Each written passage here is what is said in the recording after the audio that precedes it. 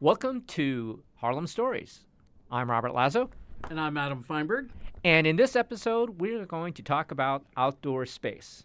Yeah. There's multiple different types of outdoor space that are available within a typical apartment.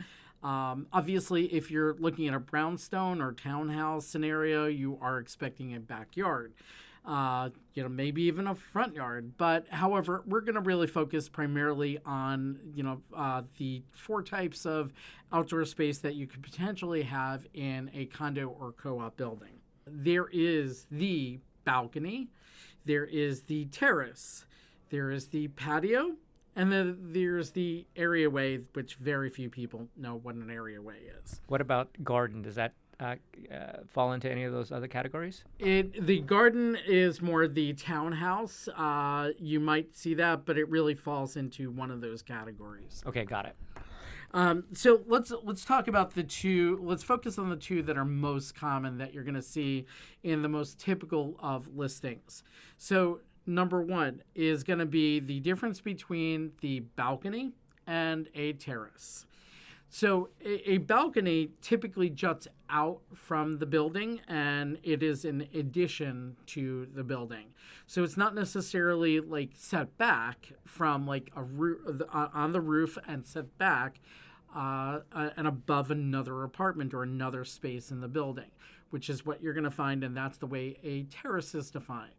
So the terrace is going to be typically on a higher floor, or it could be even potentially on a lower floor where there's a setback in the building. So very often, like second, third floor, you might wind up seeing a terrace where the building is pushed back, and that might have been constructed that way to work with housing and zoning codes. So those are outdoor spaces that are basically it's a rooftop that you've built an outdoor space on. The balcony it's always like a separate space, and that's really kind of jutting out, from the building. It's not a setback. So, in other words, a balcony extends, Exactly. and a terrace, I guess, is something that you walk out onto, which would be on top of somebody's roof. Yeah, it's going to be either on the roof of another apartment or potentially on common area space, depending on the way that the building is set up. But yes, that would be correct. Okay, great. So those two are often used incorrectly. You'll see them on listings all the time, and they're not necessarily termed correctly. But obviously, I think the average person that is listening to this podcast, understands that it is some sort of private outdoor space. The difference really is more technical in how they're used, and a lot of agents wind up using it actually incorrectly. Not the end of the world if it is. Obviously, it's more to convey what it is. So those are the two main types that you're going to encounter in condos and co-ops. So the third category is going to be the patio, or alternatively, that's going to be that backyard or garden, depending on how it's went up phrased. But more or less, it is going to be that ground floor level space. It might be common or shared with other people in the building, or it might even be private, or you might have a portion that is specifically private, and then there might be a gate or some sort of designation showing that, like, the difference between the private space of the apartment versus common area outdoor space. So, in general, what percentage of apartments have outdoor space in your experience? Well, let's first cover the last one, which is kind of rare, which is known as an areaway.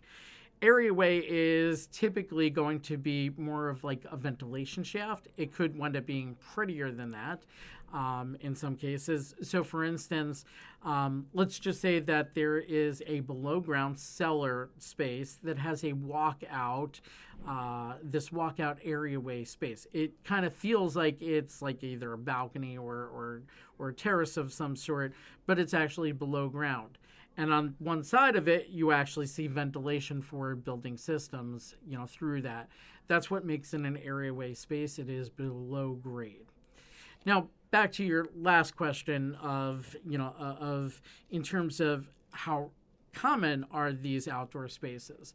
Well, I'm sure if you took all 4 categories of outdoor spaces combined, there's no actual known statistics out there, but I'd say if you talk to the typical agent, they're going to probably say it's going to be most likely under 10%. And probably the number of agents that wind up saying it's more than 10% will probably not be above 15%. So it is a very small portion of the population. Now, Robert, I'm going to ask you this question because I know I get it all the time. Very often a lot of buyers ask me, I'm like, oh yeah, I'd like to have outdoor space too. Do you get a lot of buyers that ask you about that? Oh, absolutely. It seems like it's a requirement now. Since we're trying to recover from COVID, people want to have fresh air and they want sunshine and they want to be able to kind of have access right away to the outdoors without having to leave their apartment. Yeah, absolutely. At the same token, though, the challenge there is going to be that only just such a small percentage of homes actually do have outdoor space that is private and allocated to the apartment. So our recommendations, if we can't find you that, try and find a building that is at least close to a park. That way you can kind of keep yourself in some sanity in check if you can't do that. Now, the other aspect that I feel that is worth mentioning over here is pricing. What are these the outdoor spaces valued at? And this is a really good question, and there's no hard and fast rules here. I think pre-COVID, if the space was optimal, and when I mean optimal, it's a very usable space, typically going to be right off the living room. It's going to be open. It's going to be usable space where you can have multiple people outside. Those are going to be the optimal spaces. And in those cases, the rule of thumb was typically that those spaces are typically going to be worth approximately 50% of the value of the indoor space of the apartment. So in other words, just, I guess, take the price per square foot, or how would you calculate that 50% of the interior space? Now, if you're going and using that optimal space, it's at 50%, it's pretty easy. You take the value of the interior space, and whatever that is. Let's say it's $1,000 a square foot. If this is truly $500 a square foot, then you say $500 a square foot times the size of the space. Right. So it's pretty simple in that sense. However, it's not always that straightforward.